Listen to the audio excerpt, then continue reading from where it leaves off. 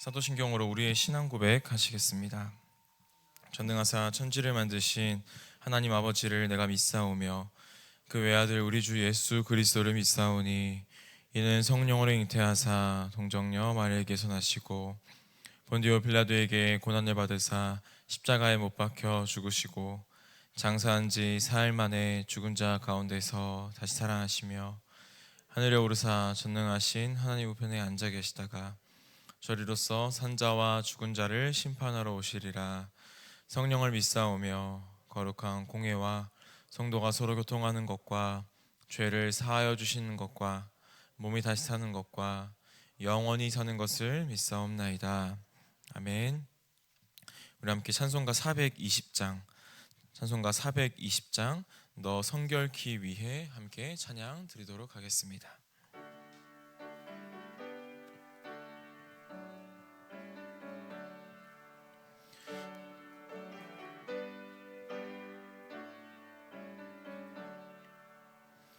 너 성결케 위해 늘 기도하며 너 주 안에 있어 늘 성경 보고 온 형제들 함께 늘 사귀면서 일하기 전마다 너 기도하라. 너 성결케 위해 내 머리 숙여 저 은밀하게 신 내 주께 빌라. 주 사귀어 살면 주 닮으리니 널 보는 이마다 주 생각하리. 너 성결케 위해 주 따라가고 일 다급하여도 당황치 말고 참 즐거울 때나 또 슬플 때나 너 주님만 믿고 늘 따라가라. 성결케 위해 늘 기도하며 내 소원을 주께 다 맡기어라. 너 성령을 받아 주 섬겨 살면 저 천국에 가서 더 잘 섬기리. 아멘. 오늘 우리가 함께 나눌 말씀은 사도행전 25장 13절부터 27절까지의 말씀입니다. 사도행전 25장 13절부터 27절까지의 말씀입니다. 제가 가진 성경으로는 신약 231면쯤에 있는 사도행전 25장 13절부터 27절까지의 말씀을 한 절씩 교독한 후에 마지막 절은 합독하도록 하겠습니다. 수일 후에 아그리빠 왕과 버니게가 베스도에게 문안하러 가이사랴에 와서 했더니 베스도가 바울의 일로 왕에게 고하여 이르되 벨릭스가 한 사람을 구류하여 두었는데 내가 예루살렘에 있을 때에 유대인의 대제사장들과 장로들이 그를 고소하여 정죄하기를 청하기에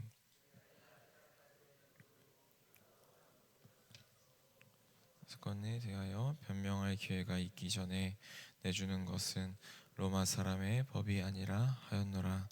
그러므로 그들이 나와 함께 여기 오매 내가 지체하지 아니하고 이튿날 재판 자리에 앉아 명하여 그 사람을 데려왔으나 서서 내가 짐작하던 것 같은 악행의 혐의는 하나도 제시하지 아니하고 오직 자기들의 종교와 또는 예수라 하는 이가 죽은 것을 살아있다고 바울이 주장하는 그 일에 관한 문제로 고발하는 것뿐이라.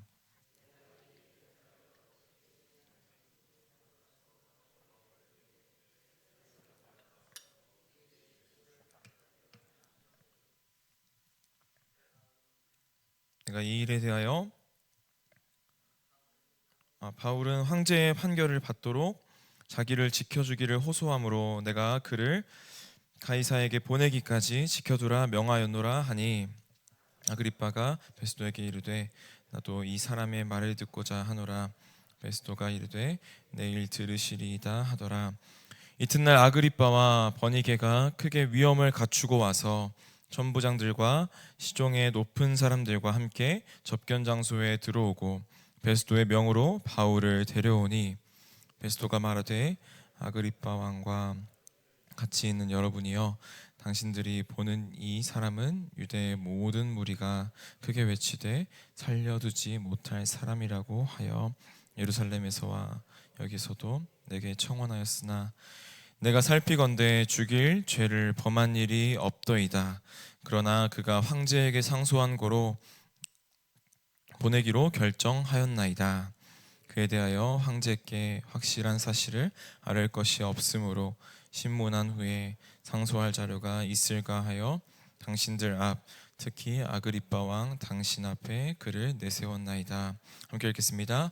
그 죄목도 밝히지 아니하고 죄수를 보내는 것이 무리한 일인 줄 아나이다 하였더라. 아멘. 이른 새벽에 주님 전에 올라오시면서 7분의 성도님께서 1000번째 예물을 드리셨고 한 분의 성도님께서 감사의 예물을 드리셨습니다. 감사의 제목 나누겠습니다.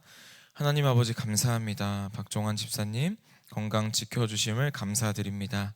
딸 사위 결혼 30주년 기념으로 해외여행 중입니다. 무사히 여행 잘하고 돌아올 수 있도록 주님 지켜주시옵소서. 아멘. 창례 광고입니다. 5-16구역 고 한승만 집사님의 입간 위로 예배가 오늘 오후 1시에 그리고 천국 환송 예배가 25일 화요일 오전 5시 10분에 있습니다. 빈소는 인하대병원 장례식장 7호실입니다. 네, 오늘 새벽에도 주님께서 내려주실 은혜를 기대하며 또 말씀을 통해 깨닫는 은혜와 또 우리에게 내려주실 은혜를 기대하며 오늘 함께 말씀을 살펴보도록 하겠습니다. 오늘 말씀을 더 쉽게 살펴보려면 우리 더 앞선 이야기를 살펴보아야 하는데요. 이 로마 황제 네로는 이 벨릭스의 후임자로 베스도라는 사람을 유대의 신임 총독으로 세우게 됩니다. 그리고 이 총독으로 부임한 지 3일 만에 골치 아픈 사건이 벌어지게 됩니다. 이 신임 발령 인사차 이 예루살렘으로 올라가서 유대인 지도자들을 만나게 되는데 이 유대인 지도자들은 지난 이 2년간 해결되지 않는 사건으로 남아있던 사도 바울의 문제를 다시 꺼내서 결국 이 가이사랴에서 바울에 대한 재판이 열리게 된 것입니다. 2년 동안 아무런 재판도 받지 않고 감옥에 갇혀있던 이 바울은 다시 재판정에 소환되어서 신문을 받게 됐습니다. 그가 나오자 이 총독과 함께 내려온 유대인들은 이것저것 있지도 않은 그런 5만 가지 제목들을 다 가져다가 바울을 고발하는 것이죠. 하지만 바울에게 죄가 있습니까? 바울에게는 죄가 없습니다. 이 베스도는 바울의 범죄 사실을 입증하지 못했다라는 것입니다. 그래서 유대의 종교 지도자들의 고발이 끝나자 바울의 이 변론이 시작되는 것이죠. 자신은 유대인들의 율법을 범한 적이 없고 성전을 모독한 적도 없고 또 로마 황제 가이사를 대항하여서 소요를 일으킨 적은 더더욱 없다라고 말하면서 자신의 결백을 주장합니다. 이 베스도는 양쪽의 이 고소와 변호를 다 듣고 바울에게 죄가 없다는 것을 알았지만 이 판결을 내리지 않고 오히려 그 유대인 대표들의 호의를 얻기 위해서 바울에게 너가 이 예루살렘에 올라가서 이 사건에 대해서 내 앞에서 신문을 받겠느냐라고 묻습니다. 이 질문에 대해서 바울은 이 총독의 제안을 거부하고 내가 로마 황제 이 가이사에게 가서 상소하겠다라고 말하는 것이죠. 바울은 이 로마 시민권을 가지고 있던 사람이었습니다. 지금으로 따지자면 이 미국 시민권을 가진 사람이다라고 말할 수도 있겠는데요. 이 미국이 가지고 있는 힘만큼 많은 특권을 가지고 있는 사람들이 바로 미국 시민권을 가지고 있는 사람들인데, 이 당시 로마 시민권을 가지고 있는 사람 또한 그러했습니다. 다른 사람들에 비해 적지 않은 특권을 가지고 있었다라는 것이죠. 그중 하나는 자신이 이 지방 재판에서 불리한 신문과 또 판결을 받을 수 있는 그런 위험이 있다고 판단될 때 로마 황제 가이사의 법정에 가서 호소할 수 있는 권한을 가지고 있었던 것입니다. 이 바울이 로마 황제 가이사에게 상소한 이유가 몇 가지 있는데요. 먼저는 이 만약 총독의 제안을 받아들여서 예루살렘으로 올라가게 되면 재판을 받기도 전에 이 예루살렘으로 올라가는 길에 살해당해서 객사당할 수 있는 그런 위험성이 있었고요. 또 설령 무사히 그 예루살렘까지 간다고 할지라도 편파적인 이 유대인들에 의해서 부당한 판결을 받을 것이 눈에 불보듯 뻔했기 때문에 이를 미연에 방지하기 위해서 자신의 이 로마의 시민권자라는 카드를 한 번 더 사용하여서 가이사에게 상소했던 것입니다. 이 바울이 가이사랴도 아니고 예루살렘도 아닌 제3의 장소인 로마에 가서 재판을 받겠다고 하자 베스토는 무척 당황했습니다.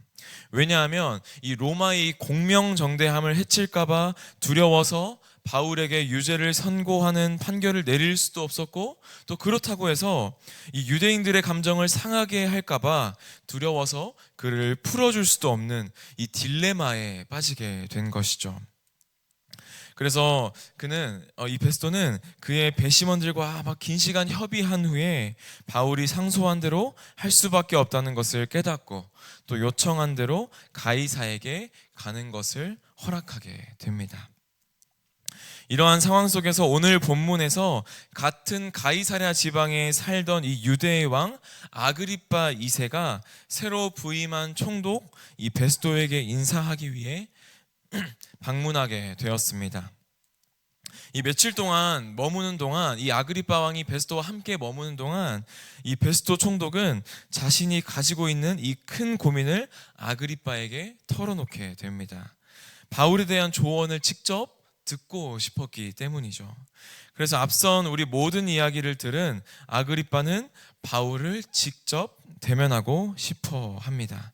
그래서 아그리빠 왕의 입장에서도 이 유대교 안에서 이 예수가 그리스도라고 전함으로 유대 지도자들의 반감을 사고 있는 이 바울을 만나고 싶었을 것입니다. 그래서 이튿날 이 바울과 아그리빠 왕은 만나게 됩니다. 최고 권력자들이 다 모인 이 총독 공간에서 베스토는 모든 사람들 앞에 다시 한번 자신의 전 총독부터 시작된 이 바울의 고발 사건을 쭉 브리핑하는 것이죠. 그리고 요지는 이것입니다. 우리 22절 말씀을 같이 한번 읽도록 하겠습니다. 25절 말씀입니다. 시작. 우리 다시 한번 읽겠습니다. 25절입니다. 시작. 내가 살피건대 죽일 죄를 범한 일이 없더이다. 그러나 그가 황제에게 상소한 고로 보내기로 결정하였나이다. 아멘. 이 베스토가 아무리 바울에 대한 사건을 살펴보고 더 꼼꼼히 보았는데도 도저히 사형을 받을 만한 아무런 일을 하지 않았다라는 것이죠. 그럼에도 불구하고 무죄 판결을 내리지 못하는 그는 진리보다는 실리의 길을 택한 사람이요, 또 힘없는 한 사람보다 다수를 만족시키려 한 그러한 한 사람이었을 뿐입니다. 사랑하는 성도 여러분, 지금 펼쳐지고 있는 이 모든 상황은 바울에게는 참 억울해 보이는 그러한 상황입니다. 바울은 로마 시민으로서 범법 행위 없이 잘 살았고 또 그가 무엇인가 했다면 복음을 전한 일밖에 없다는 것이죠. 그런데 지금 억울한 누명 때문에 감옥에 갇혀 있습니다. 이 정치가들은 죄가 없다는 사실을 알면서도 이 자신들의 이득과 눈치 때문에 계속해서 재판을 미루고 있습니다. 말이 2년이지 이 죄를 짓지도 않았는데 억울하게 이 감옥에 2년이라는 그 시간을 갇혀 있다라는 사실, 그것은 참 쉽지 않은 일이죠. 그리고 이 또 다른 재판을 받기 위해서 로마까지 또 긴 여정을 앞두고 있는 그런 떠나야 되는 상황에 처해 있는 상황이 바로 바울이 처해 있는 상황이었습니다. 그러나 이 안에는 놀라운 하나님의 섭리가 존재합니다. 우리는 하나님께서 이 사도행전 23장 11절을 통해 바울에게 하신 말씀을 기억합니다. 어떤 말씀을 했는지 제가 읽어드리도록 하겠습니다. 담대하라, 너가 예루살렘에서 나의 일을 증언한 것 같이 로마에서도 증언하여야 하리라. 다시 한번 읽겠습니다. 담대하라, 내가 예루살렘에서 나의 일을 증언한 것 같이 로마에서도 증언하여야 하리라. 아멘. 이 하나님께서는 바울의 억울하고 답답한 상황을 통해서 이 예루살렘뿐만 아니라 너가 저 멀리 있는 로마에서까지도 복음이 증거되는 그 일 가운데에 도구로 내가 너를 사용하리라 라고 했던 그 말을 이미 바울에게 하셨던 것이죠. 로마의 복음이 증거되는 길을 이미 하나님께서는 예비하고 계셨던 것입니다. 하나님께서는 다 계획이 있으셨습니다. 우리의 생각과는 전혀 다른 방향으로 전개된 것을 우리가 쭉 살펴보면서 우리의 인생이라는 배의 키를 내가 아닌 하나님께서 쥐고 계신다라는 사실을 새삼 다시 한번 깨닫게 됩니다. 사람이 마음으로 자기의 길을 계획할지라도 그의 한 걸음 한 걸음을 인도하시는 이는 여호와 하나님이심을 다시 한번 깨닫게 되는 것입니다. 겉보기에는 막강한 권세를 가지고 있는 베스도나 또 그 배후에서 엄청난 영향력을 행사하는 유대 지도자들이 아무 힘없는 죄수 이 바울을 자신들의 마음먹은 대로 예루살렘으로 몰고 갈 수 있을 것처럼 보였지만 실제로 바울의 인생의 핸들을 쥐고 계신 진짜 드라이버는 하나님이셨기에 그의 종을 보내고자 하시는 그 최종 행선지인 로마로 가는 쪽으로 결론이 점점 나고 있는 것이죠. 하나님의 놀라운 섭리가 아닐 수 없습니다. 이 세상의 권세자들은 단지 하나님의 뜻을 이루는 도구와 방편에 불과하기 때문에 결국 이 베스도도 그 높으신 그 권력자들의 위에 있는 권력자이신 하나님의 뜻에 협조하지 않을 수 없었습니다. 그래서 이 로마 황제 가이사에게 재판을 받겠다고 하는 이 바울의 상소를 승낙하는 것 외에는 다른 도리가 없었던 것입니다. 사랑하는 성도 여러분, 우리 인생을 이끄시는 분은 여호와 하나님이심을 다시 한번 고백하며 나아가기를 소망합니다. 우리가 그분의 손에 붙들려 있다면 그저 억울하고 말도 안 되고 눈물 나고 하나님 어떻게 제게 이러실 수 있습니까? 라고 원망하는 그 순간까지도 하나님께서는 모두 모아서 하나님의 섭리로 이끄신다는 사실을 기억하시기를 바랍니다. 또한 하나님께서는 스스로 자신을 높이는 그런 권력자들이 아니라 죄수의 신분일지라도 묵묵히 그 자리를 지키며 복음을 증거하는 이들을 통해 하나님의 나라를 이루어 가시고 이어 가신다는 사실을 기억하시기를 바랍니다. 우리는 그것을 아는 자들입니다. 이 낮아짐의 극치인 십자가를 아는 자들인 것이죠. 그렇기 때문에 우리는 수치스러운 영화의 자리가 아니라 영광스러운 수치의 자리를 선택할 수 있는 자들입니다. 사랑하는 성도 여러분, 우리가 비록 낮아질지라도 가장 소중한 복음을 전하는 영광스러운 수치의 자리를 기꺼이 선택하는 자들이 되기를 주님의 이름으로 소망합니다. 하나님께서는 지금도 그런 자들을 찾으시고 그 사람들을 통해 그의 나라를 세워가실 것입니다. 이번 한 주도 우리의 인생의 길을 하나님 앞에 기꺼이 맡겨드리며 십자가의 도를 따라 영광스러운 수치의 자리를 택하며 하나님의 나라를 세워가는 사랑하는 모든 인천 제2교회 성도님들이 되시기를 주님의 이름으로 소망합니다. 아멘. 우리 함께 기도하시겠습니다. 사랑과 은혜가 풍성하신 아버지 하나님 감사합니다. 오늘도 우리의 인생을 이끄시는 분이 내가 아니라 여호와 하나님이심을 다시 한번 고백하며 나아갑니다. 우리가 그분 손에 붙들려 있을 때 우리의 인생이 어떠한 상황이 다가올지라도 그 모든 순간 하나님께서 모두 모아서 하나님의 섭리로 이끄신다는 사실을 우리가 기억하기를 소망합니다. 또한 하나님께서는 스스로 자신을 높이는 권력자들이 아니라 그런 낮은 자리에 있을지라도 묵묵히 복음을 증거하는 이들을 통해 하나님의 나라를 이어가신다는 사실을 우리가 기억하며 낮아짐의 극치인 십자가를 따라 우리가 수치스러운 영화의 자리가 아니라 영광스러운 수치의 자리를 선택하며 하나님의 나라를 세워가는 도구로 사용되는 우리 모두가 되기를 또 믿음으로 고백하며 나아가기를 소망합니다. 또 이 시간 이 자리에 나오시면서 헌금을 드린 많은 주님의 손길들이 있습니다. 주님께서 이 모든 헌금을 기쁘게 받아주시고 향기롭게 받아주셔서 아버지 이 해물이 쓰이는 곳곳마다 주님의 몸된 교회가 세워지는 곳에 사용될 수 있도록 인도하여 주시고 또 드린 손길도 기억하여 주셔서 드린 모든 손길들 가운데에 주님의 축복과 은혜가 넘치게 하여 주시옵소서.